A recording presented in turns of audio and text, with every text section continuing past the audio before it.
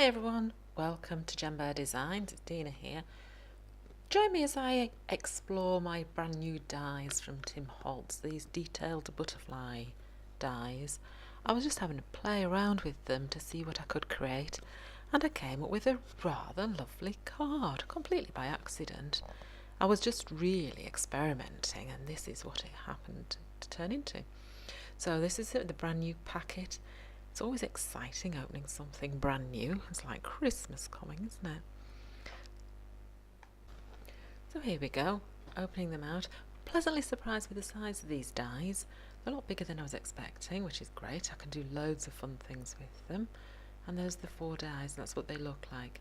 I went into my paper stash and I pulled out a piece of paper that I didn't think I was ever going to use, to be honest. It was all roses and floral and pretty pinks and things, and I thought, I'll have a go with a piece of paper that I probably wouldn't choose to use normally.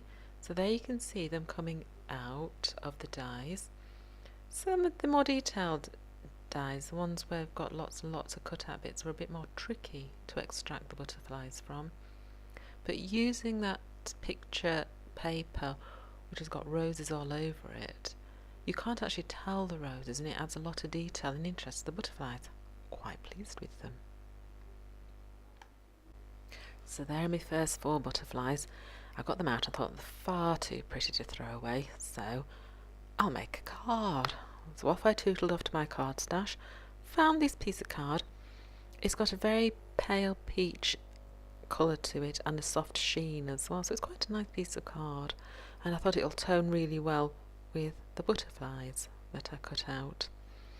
So just make sure my crease is nice and sharp, and then I'll have a go at laying the butterflies on and starting to do some arrangement with them. So you can see me having a play there, putting my butterflies on and having a think about what to do. I was considering cutting out another set of butterflies and doing a flight of butterflies across the card, and then maybe just one butterfly and a ribbon going across. There are lots of alternatives there was going through my mind. Then I pulled out the corresponding piece of paper that goes with that card, and it's much darker, richer colour. So I thought, I can do something with that. So now I'm starting to create some matting layers. I'm doing a very thin rectangle with the same colour as the butterflies. That's that deeper red. So I've cut out a rectangle to go in the background. And now I thought my butterflies would go quite nicely on top of this. I've been cutting out some extra butterflies as well out of pink card and white cream card. I was having a great time cutting them out, just to see what worked and what looked good and what didn't look quite so nice. And I decided the very pale pink card with the first die cuts I cut out looked really pretty. There you go. I'm just using a knob pin there to get my die out with. Nothing technical at all, just trying to get it out and loosen off all the loose bits of card from the die cut.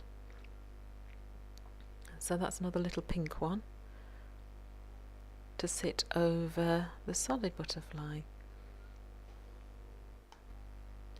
So now I've got my marker pen and I'm just going around the edges of the frame that I've cut out. I don't really want any white bits of card showing, so just going around the edges on the inside and the outside of the frame with a red marker pen. And I do this on both the darker frame and on the paler, pinker one as well. So once I'd sorted out the frames, I thought I needed a sentiment for the middle. Originally I went for the happy birthday sentiment, which I cut out, again with the same card that I'd made my butterflies from. So here I am just playing around with the layout and putting my bits and pieces on the paper, just to see what I like and what I don't like. And then I changed the happy birthday to with love, because I felt it fitted more in with the colour scheme of the card. I've done the sentiment in 2 colours, so I can get like a 3D shadow effect on my sentiment there. And now it's time to start gluing it all together. I'm using PVA to stick the inside of the butterflies together with, and then tape to hold down the frames. So there you can see me whipping round with that tape. I wish it was this fast in real life. It takes ages, doesn't it? I could not get that piece to go on straight. It kept going wonky.